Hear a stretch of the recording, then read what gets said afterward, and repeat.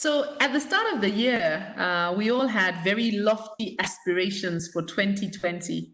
I know here on the African continent, we were referring to this as the year of plenty. So there were many 20 plenties going around as we kicked off the new year. But then life threw us a curveball, and what seemed to be an isolated incident in some part of the world somehow has encompassed or engulfed the entire globe. And coronavirus, this COVID-19 pandemic, has really brought many of our lives to a standstill. COVID pandemic continues to extend its tentacles across the globe. And we keep hearing statements like numbers are spiking and out of control. And there is the dreaded fear of a second wave that seems to be moving across geographies. And this has gotten many of us extremely concerned. Today, we're going to be talking about optimism. My name is Mucha Mulingo, and I'm a 6 Seconds preferred partner based in Nairobi, Kenya. And I'm very happy to have all of you here today.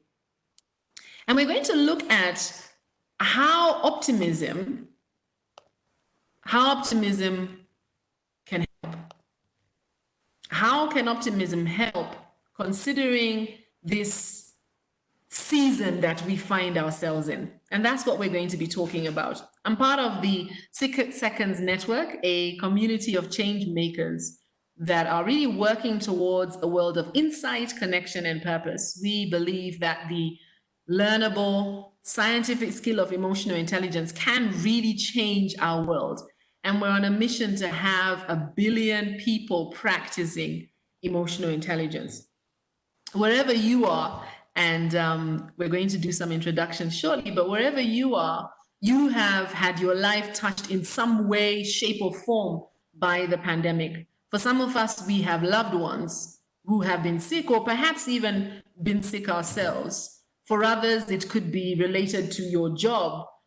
For yet others, it could just be the way this pandemic has changed your life. And like I said, the conversation today is, how can optimism help?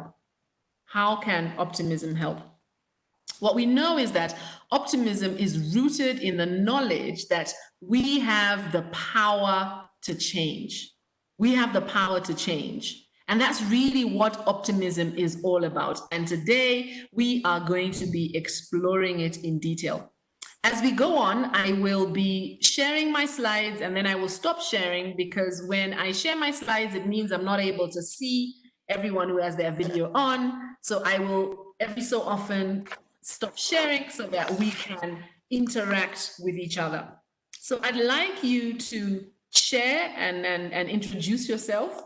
Tell us a bit about yourself and tell us where you're logging in from.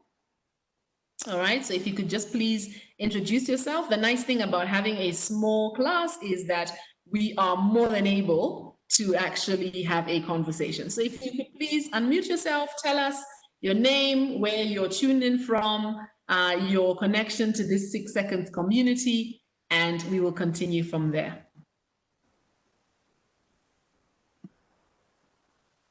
Yes. Who would like to go first? Yes. Hi, Nitin. Please go ahead. Nitin, yeah. I'm Nitin Kagalkar from Mumbai, and I work for Angle Consultancy and Services based in Mumbai.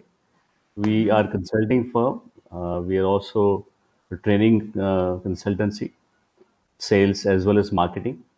Okay. I am a senior coach and trainer with this Angle Consultancy Services.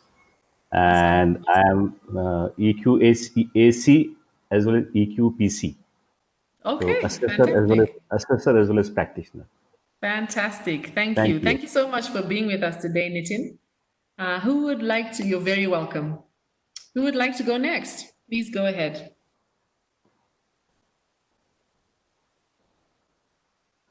Aloha from Hawaii. Can you hear me? Yes, we can. Yes, good morning. Hey, I am a career educator. I've been doing some strategic planning work lately. I've been a school principal. for about 15 years. I'm somewhat retired, but doing consulting work around strategic planning and working with our local charter schools, with our Indigenous children in charter schools, Okay.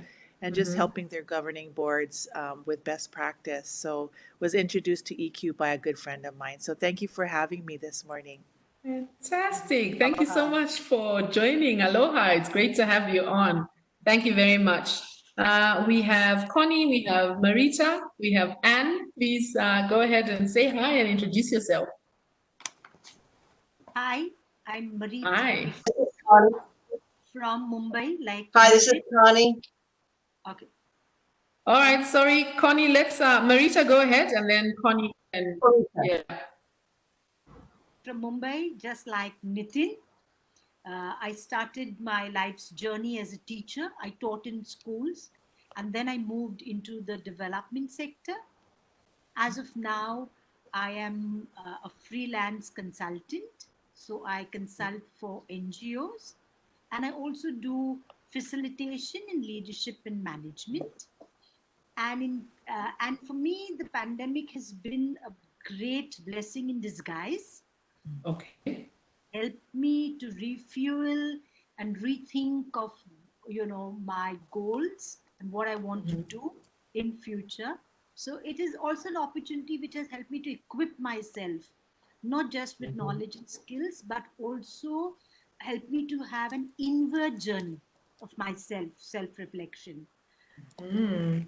Since if Nitin was saying he's AQ, EQ, something, I am maybe at 1 on the scale of 1 to 10. 1 or 2.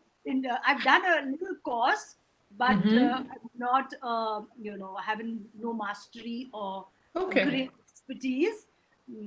So maybe 2 or 3 on the scale of 1 to 10. Fantastic. Yeah. Thank you. Thank you so much for sharing, Marita. Thank you. You're very welcome today. Connie, would you like to go ahead?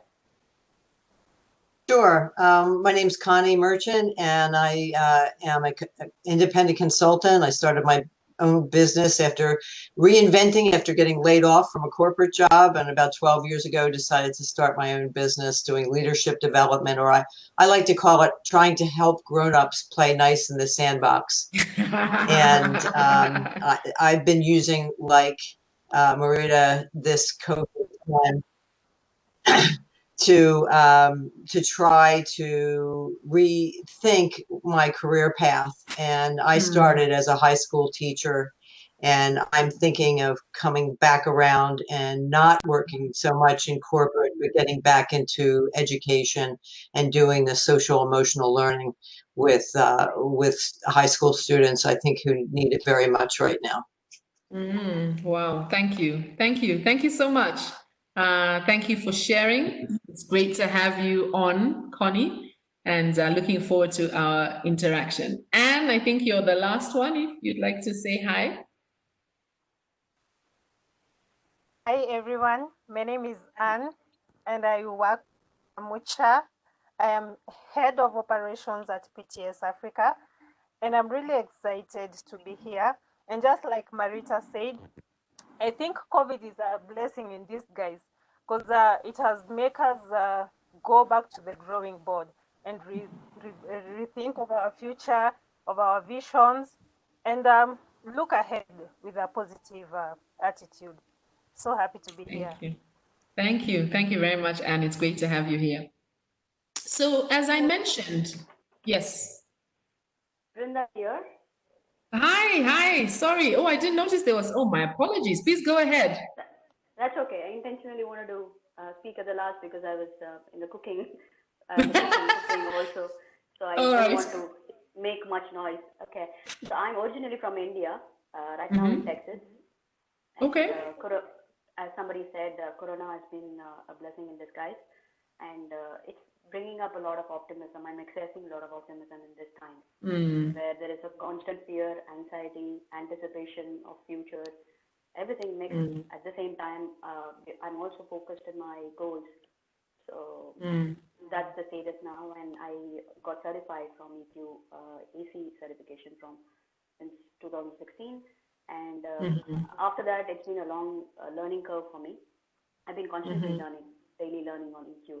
So I'm yet to get into certification on other levels because I didn't want to. I wanted to be fair, give fair justification for my certification because I wanted to practice also. Yeah. Awesome. Okay. And nice Thank meeting you you. again. Thank you. Thank you very much, Brenda. My apologies. I hadn't seen that you were with us. We have someone else who's actually just joined us right now. I'm seeing an addition. I'm seeing an additional. Ashley. Ashley, how are you? I'm not sure if it's morning, afternoon, or evening where you are. And we have Jessica as well, who've just joined us. I'm not sure, like I said, if it's morning, evening, or afternoon where you are. We're just saying hi. So if you're able to just tell us, just say hi to us, tell us where you're tuned in from as we continue with our session. So welcome, Ashley. Welcome, Jessica. Hi, I'm Jessica, and I'm in United States, USA. Fantastic. Which part of the US are you in, Jessica? West, near Los Angeles. Thank you very much for joining us. I see a message from Ashley that she's having issues with her audio, but she's tuning in from Detroit. You're very welcome, Ashley, and I'm happy that you can hear us. All right, so thank you everyone for saying hi, for sharing who you are. Ashley and Jessica, you joined after we started. I had just told everyone that we will be recording the session today.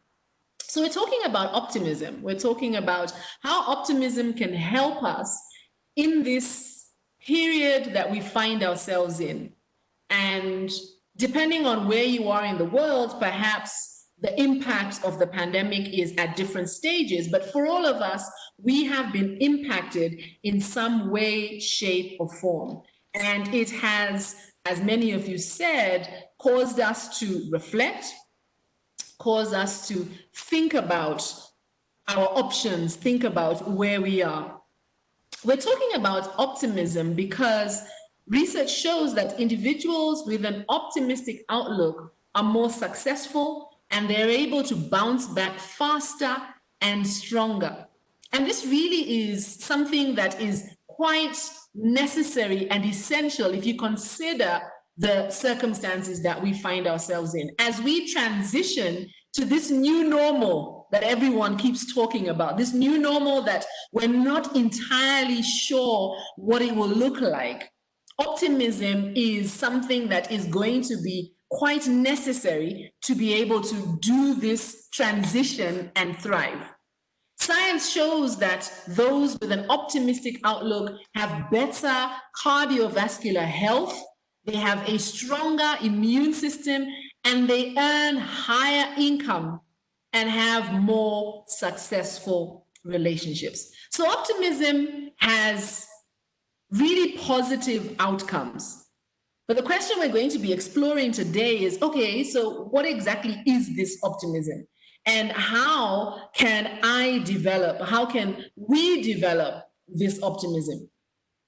What's exciting about optimism, and indeed it's exciting about emotional intelligence as a whole, is the fact that it is a skill.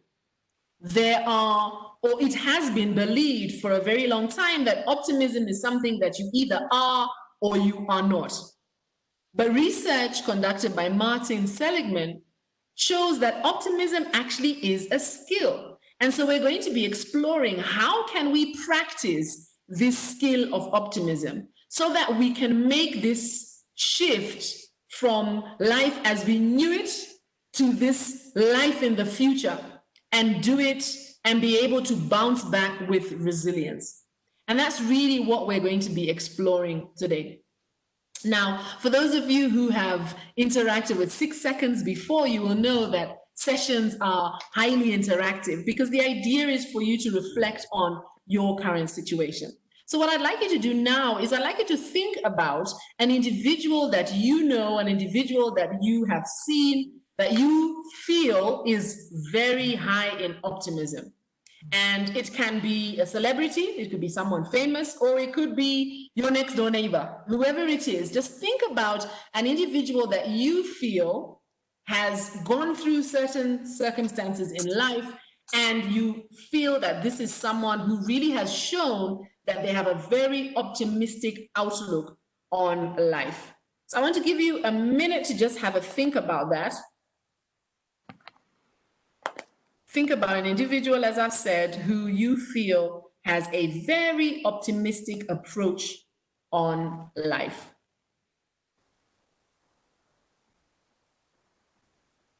So what I want to ask, and you are free to either share, you can unmute yourself and share, or alternatively, you can share it in the chat. What is it about this individual that makes you feel, or that has caused you to believe that this person has an optimistic outlook on life? So you can unmute yourself and share, or you can type it in the chat and I will share on your behalf. What is it about this individual that makes you feel that they are high in optimism? Anyone would like to share? Musha, Nitin here. Yes, Nitin. Yeah, I'm referring to my senior colleague whom I work with in my firm. He's a guy who has got a lot of personal problems, a lot of problems in his personal life. His son being schizophrenic, diagnosed as schizophrenic, was in rehabilitation for 1 year, and now he's back home. He still has a lot of problems, this son of him. But in the face of it all, he is very positive. You know, he always says, "My son will bounce back. He will complete his education. You know, you'll just wait for 6 months and see he will be a different person." So it's a language that he speaks is always positive. And I probably feel that this is a skill that he uses. You know, because at the core he's very maybe despondent, but Right. he practices this as a skill, and then that probably helps him. And Yeah. more often than not, the results are what he expects them to be because of All right. the optimism that he uses. Thank you. Thank you very much. That's fabulous. Thank you for sharing, Nitin. Connie, I see you've typed in, sees the glass half full, so looks for opportunity. So when situations arise, an individual, this particular individual looks for the opportunity in whatever situation that arises. Thank you very much for sharing that, Connie. Anyone else would like to share? Sure, I'll share. My mom was 97 years old and just passed, but she is the epitome. She was the epitome of optimism. And I think growing up as a teenager, it was irritating because she was so tenacious and positive. Yes. But I realize now that, like others, she went through so much in her life. And toward the end, she was really active on Twitter and really active on Instagram at 97 years old. So I think, you know, she was tenacious, but she was also so willing to learn and just open to people and open to learning. And I think that, like I said, it was irritating as a teenager because, you know, you don't want to see life is always good. But she always said, the sun will rise tomorrow, and you have to look at life that way. So Yeah. I value her for that. Fantastic. Thank you so much for sharing, Elsa. Brenda says, I think of my father, who is 77 years young. He is optimistic throughout, never seen him down. He says his secret is self-discipline. Fantastic. Thank you very much, Brenda. And Connie says, my mom is similar, I think at 88, inspiring, and she loves her iPad. Fantastic. Thank you very much. Anyone else would like to share? What is it about this particular individual that makes you feel that they are optimistic and they have an optimistic outlook on life?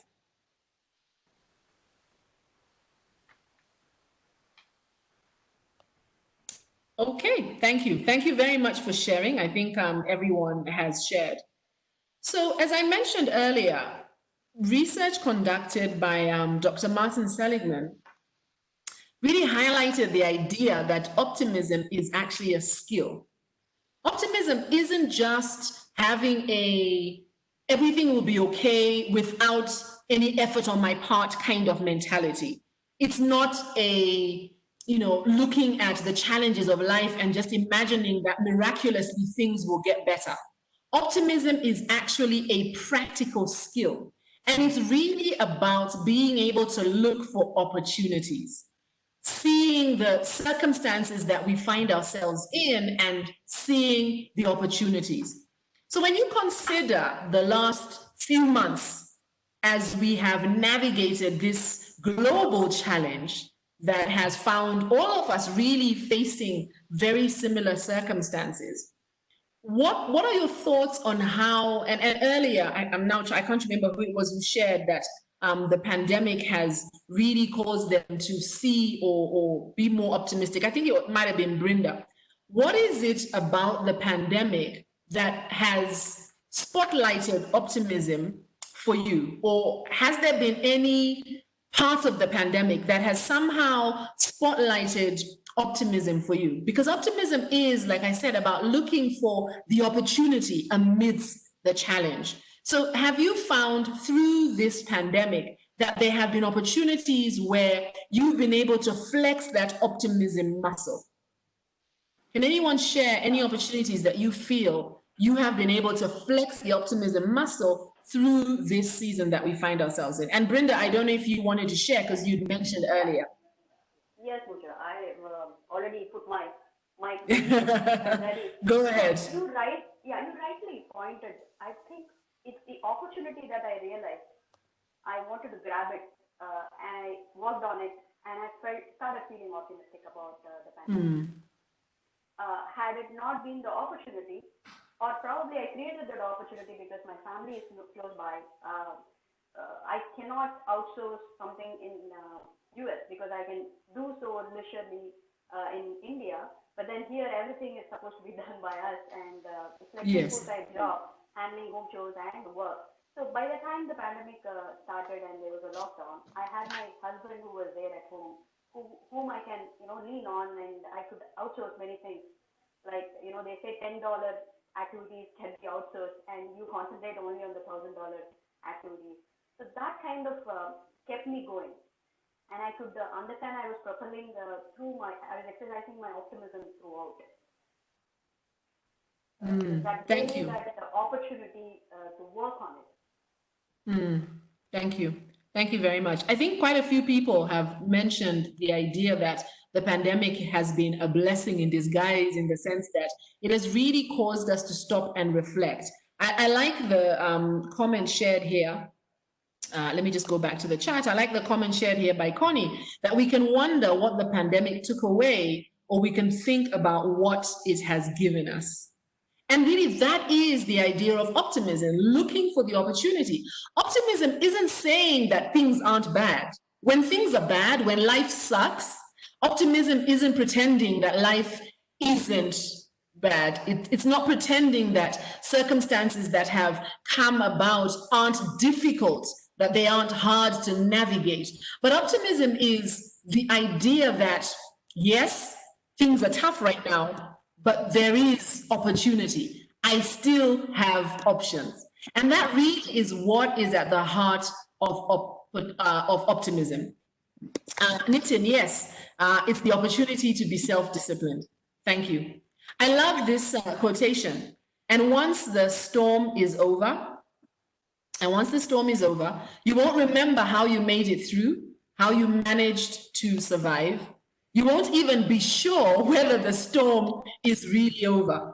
But one thing is certain, when you come out of the storm, you won't be the same person who walked in. And that's what the storm is all about.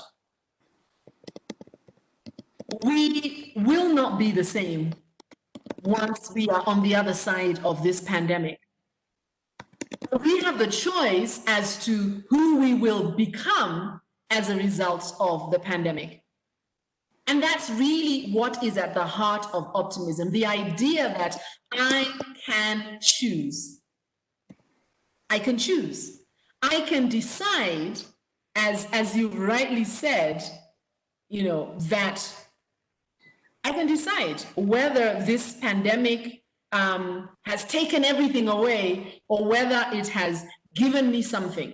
And I know that for myself, as hard as it has been, maybe what I didn't mention as I started is I run a consultancy. And what has been hard is navigating this season and trying to figure out how to respond as a company, how to make sure that we remain relevant and in business, supporting our existing clients, but still finding ways to generate revenue. That has been tough. But at the same time, it has given us the opportunity to explore the options that exist, options that perhaps pre-COVID we would not have considered. I'm the kind of individual who somehow wants to wait until everything is absolutely perfect to move forward. And we have a number of projects that we had been working on pre-COVID that were still waiting for perfection. What COVID did for me and my business is help me to realize that what's important is progress and not necessarily perfection. And so we move forward with some of those projects with great success. And it's only when, you find yourself in those moments or those situations, in those storms where you have to stop and reflect, that you're able to make better decisions. I love the comments that you're sharing here. Yes, it is a great quote, isn't it? I absolutely love it. Elsa says, in times of challenge like this pandemic, our creativity is alive. Whereas in times of ease, we tend to be more mediocre in our approach to work. That is 100% true, Elsa. That's such a great observation. And I've found that to be the case for myself, as I've already mentioned. Connie here says, businesses that can reinvent quickly will thrive. Very true. And again, that is the situation I found myself in. So how do we practice this optimism? How do we ensure that our outlook is optimistic? Remember, we've said that optimism is a skill. So how do we practice it? How do we, on a day-to-day basis, make a choice to be more optimistic? If we go back to the research conducted by Martin Seligman that I shared earlier, by Dr. Martin Seligman, that I shared earlier, he shares 3 secrets to optimism. 3 secrets to optimism. And really, these secrets are rooted in the idea that individuals who have an optimistic viewpoint apply the same thinking to success and failure as individuals with a pessimistic viewpoint, only they do it in reverse. So let me say that again. Individuals who have an optimistic viewpoint, who look at life from an optimistic lens, who practice the skill of optimism, apply the same kind of thinking to success and failure as individuals with a pessimistic viewpoint, individuals who have a pessimistic outlook, but they apply it in reverse. So the optimistic viewpoint is this. Individuals who have an optimistic viewpoint see success as something that is permanent, something that is pervasive, and something that is due to personal effort. So we call those the 3 Ps. An individual who has an optimistic viewpoint, an individual who is practicing optimism, sees success as something that is permanent, something that is pervasive. So that means it encompasses their entire life, and something that is as a result of personal effort. But the pessimist, the individual who has a pessimistic outlook, sees failure this way. So they see failure as something that is permanent, something that is pervasive, and something that is as a result of their effort. So let me share my screen so you can see this online. So the action response of someone who has an optimistic outlook is they see success as permanent, which means they believe that they are successful. That success defines who they are. They see success as pervasive. They see themselves as successful in all things. and they see success as something that is as a result of personal effort. If you look at this as from a child's perspective, a child who has an optimistic viewpoint passes an exam and believes that they are successful. So they don't just see it as a math exam, for example. They believe that this is a permanent state of affairs. So they define themselves as successful as a result of passing that one exam. Not only that, they see themselves as an individual who is successful in all things. So they would refer to themselves as successful. I am successful, and not just I have passed a math exam. And that same individual will see themselves as having made all the effort necessary to pass the exam. Permanent, pervasive, personal. If you flip it over, an individual who looks at things from a pessimistic outlook, they see failure as permanent. So a child in that same example who fails the math exam sees this as a permanent state of affairs. They also see it as pervasive, which means that they believe they are a failure, not just that they have failed a math exam. And they see it as personal. They have failed and it's their fault. So they are seeing this same situation from the opposite end of the spectrum. The flip side of this is an individual who has a pessimistic outlook on life, sees success as temporary. So when they are successful, win a big contract, for example, if we move to adulthood, win a big contract at work, get a commendation in the office from the boss, they see that as temporary. So this is just this moment. They see it as isolated. They do not believe that it defines who they are as a whole. They see it as, no, that was just at work. This is just an isolated incident. And they see it as effort irrelevant. So they believe that, well, it really was just luck. There was no real effort on my part. And here is the thing. The individual who looks at life from an optimistic framework sees failure as temporary. Did not win that contract. This is just this particular contract. It is just temporary. I will win the next one. Didn't get the promotion. It's just this promotion. I will get the next one. Didn't get the job. It's just this job. I will get the next one.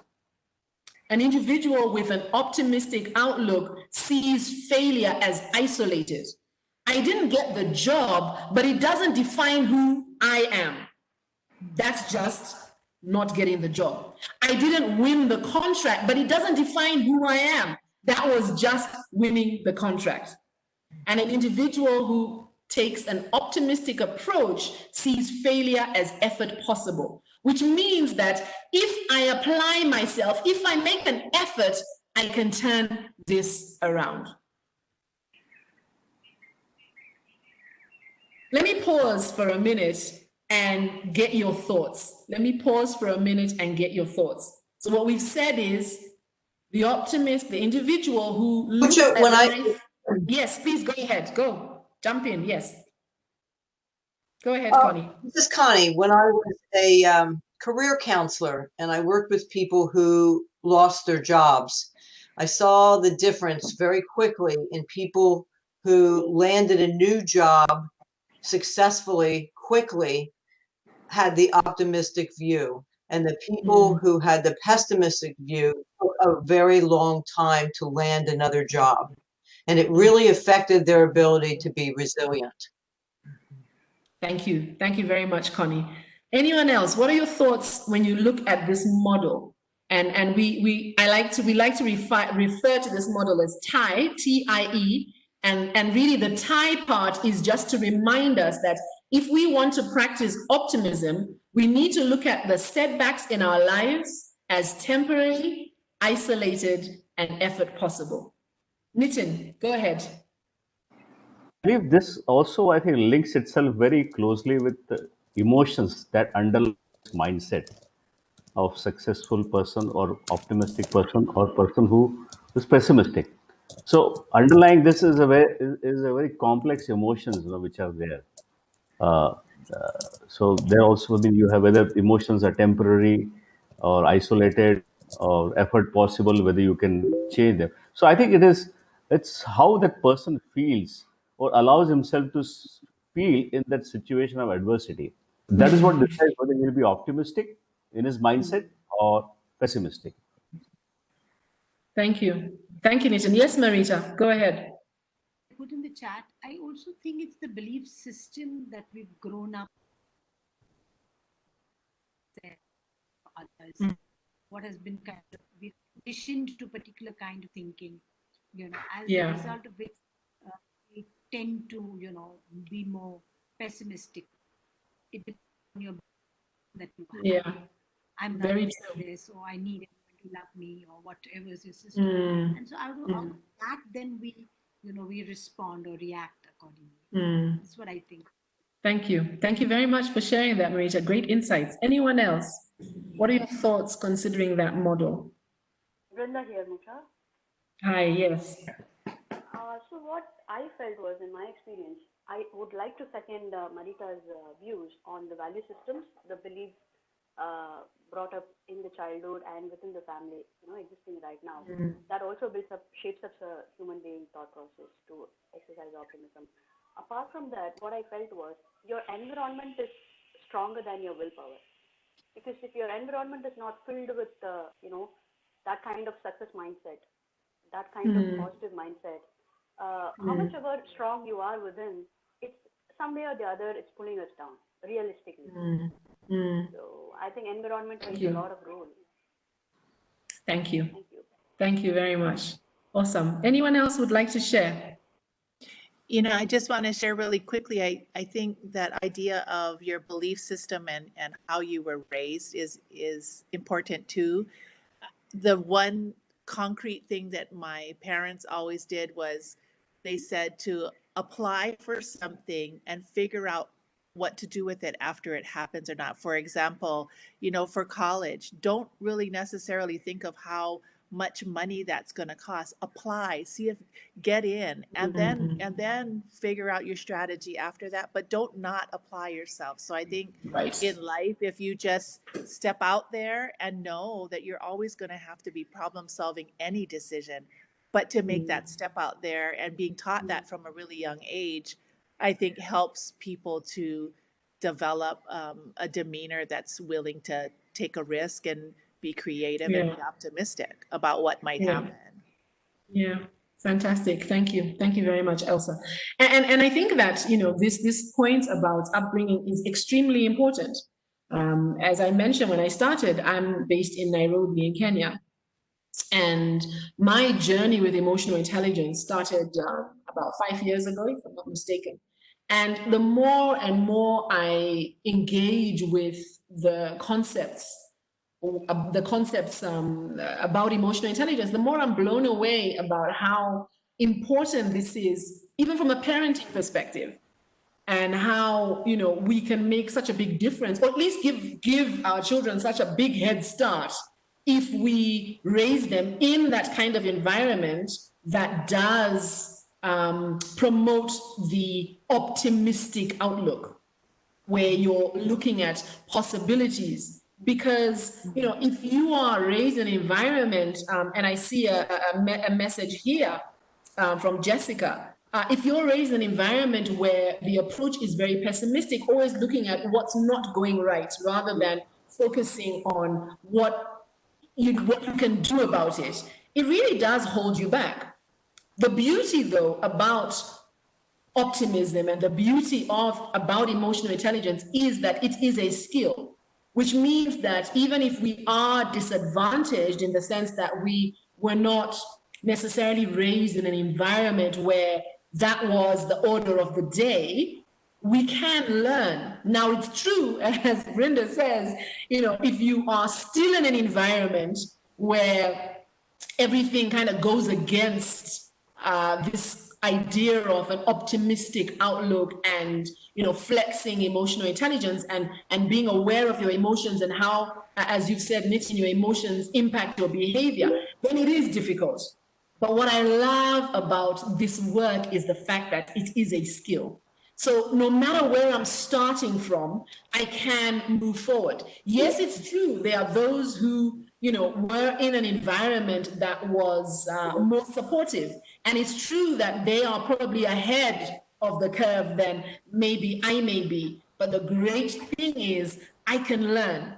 I can make the choice to take a different approach. And I think that's the power of seeing optimism as a skill as opposed to seeing optimism as a trait. Because when you see or consider optimism as a trait, there is that, there's a tendency then to feel as though there's not really anything I can do about it. But when we see optimism as a skill, we realize that the power lies in me to make a difference, to change my outlook. And for some, it means it is a constant reminder, right? It is a constant reminder. Here is a situation I'm faced with. And perhaps my default tendency is to consider or feel as though I have no options. And so it could be that for me, it's a constant reminder that no, I must remind myself that when circumstances come my way that are challenging, they are temporary. They are isolated. They don't define who I am. And they are, if possible, there is still something I can do. I can still make some changes in my life. So the reality is for some of us, it is a daily struggle. For others, perhaps it's a little easier. But what excites me about the topic of optimism is the fact that it is a skill. And I think that gives us the power to choose what we want our future to look like. It gives us the power. Just to go to some comments here, Jessica says, I agree. I was raised pessimistic, and I see here how the mindset is a choice, not based on past failure or success. Connie says, now I want to reread Seligman's Learned Optimism. Yes. Jessica, great observation. I think often the most optimistic people have been through the most pain. Yes, very true.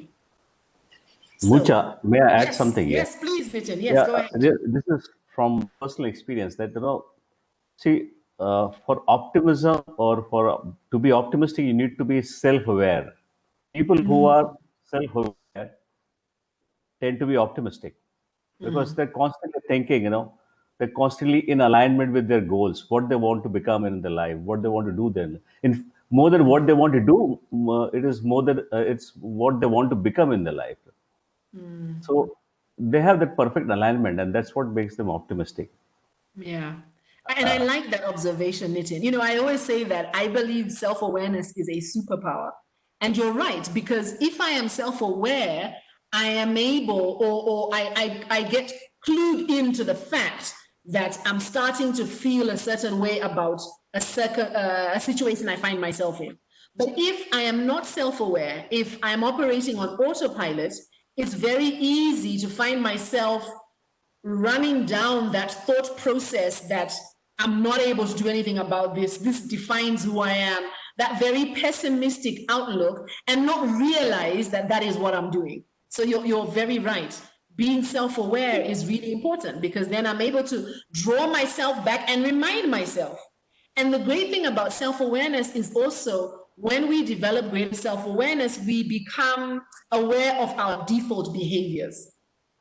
What is my default behavior? If I know that I have a tendency to default towards a pessimistic outlook, then that's good to know. It's good news because I know it. So now that I know it, I can put in place strategies that help me to shift from this pessimistic outlook to shift to an optimistic outlook. And that all begins with self-awareness. Thank you. That's fabulous, Nitin. Thanks to you as well. Thank you. Anyone else with any observations? Any other observations? Connie, yes, we can use our noble goal to guide our choices. Thank you. Thank you very much for that.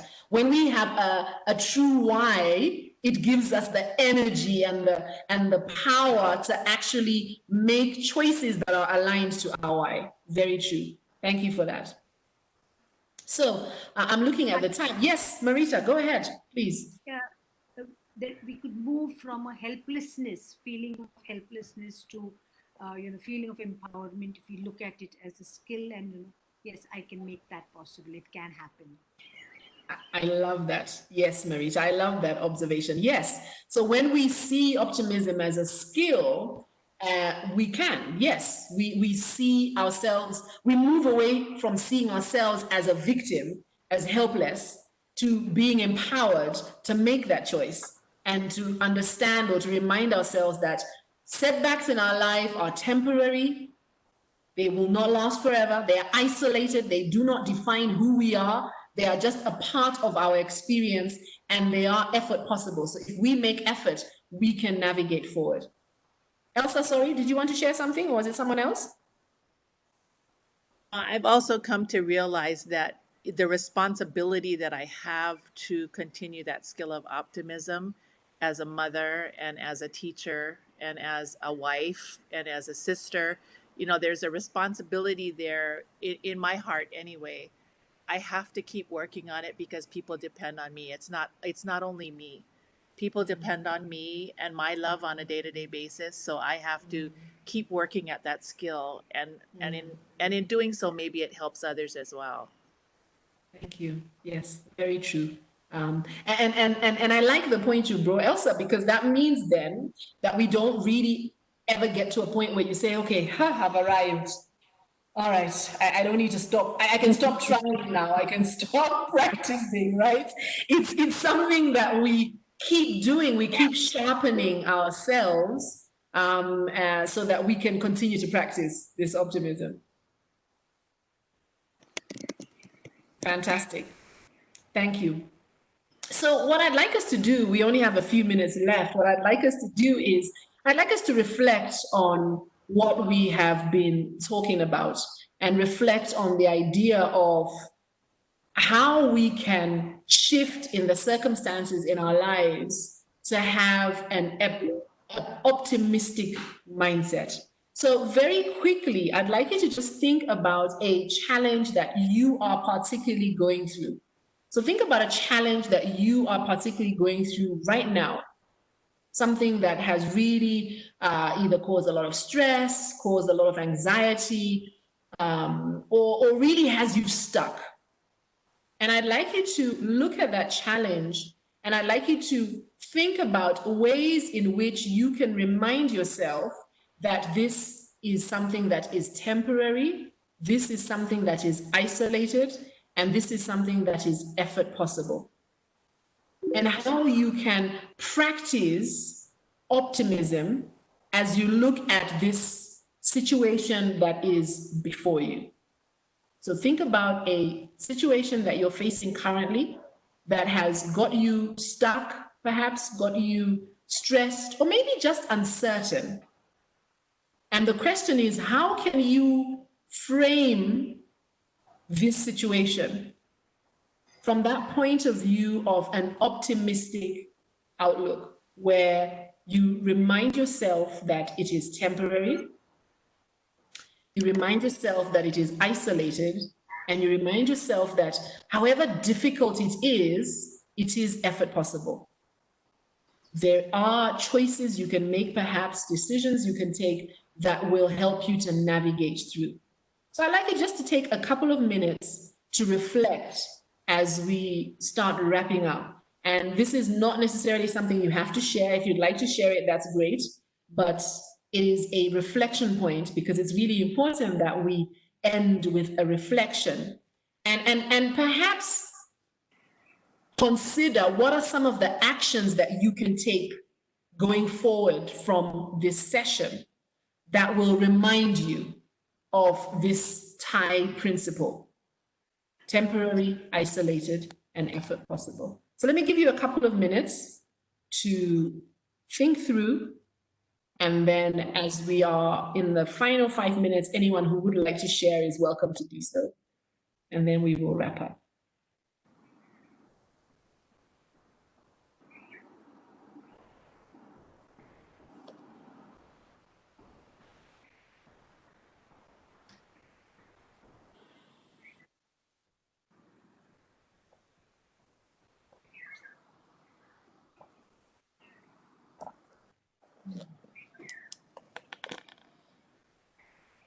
Jessica, I love that. So true. The pandemic itself is temporary, isolated, and effort possible. Because it's taken over so much of our lives, because it's impacted so much of our lives, it's very easy for us to begin or to forget that very point, right? It's very easy for us to forget because somehow so much of my life has been impacted by the pandemic and it seems never ending. But yeah, that's a great observation, Jessica, that we need to look at the pandemic itself as something that is temporary. It will come to an end. You know, one day we'll look back on 2020 and just marvel at how we got through it. Yeah. And it goes back to that quotation that I shared earlier. And actually, that's the last slide I want to bring us back to. That when the storm is over, the question is, who will you be? So thank you very much for that, Jessica. Anyone else want to share?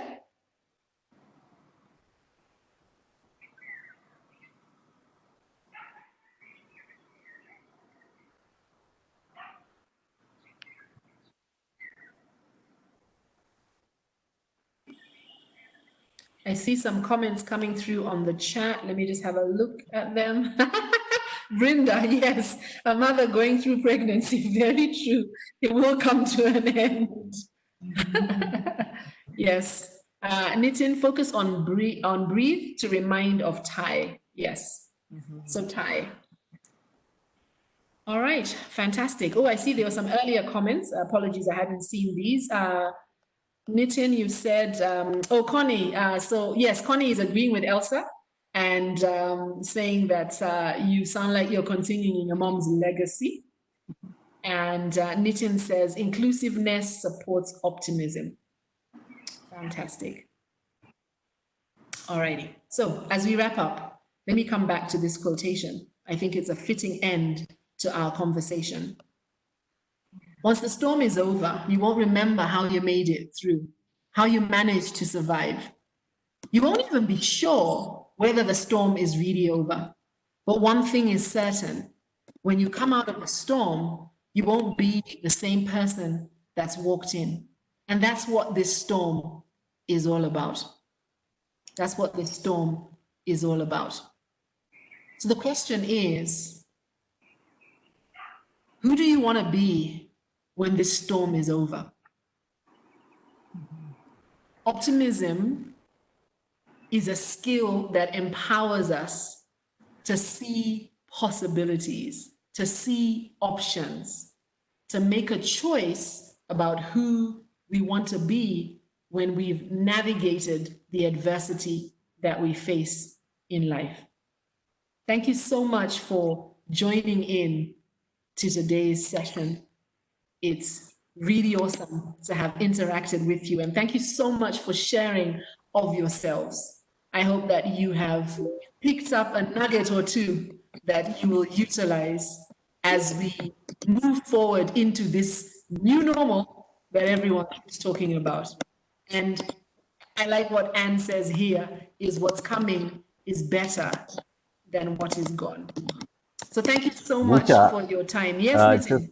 Before you sign off, we started this session on an optimistic note, with I think Marita saying that pandemic has been a blessing in disguise. And even at the end of it, we are also talking about optimism. We are leaving this session on an optimistic note, I believe.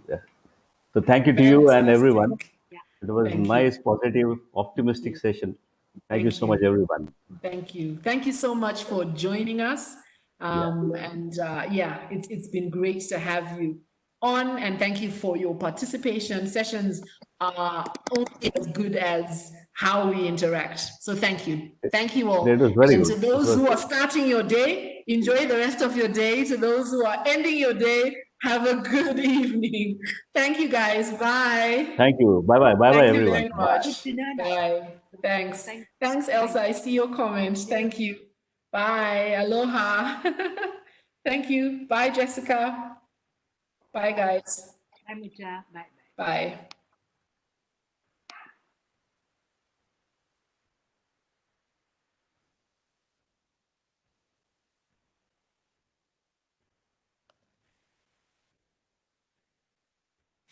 Okay, nice.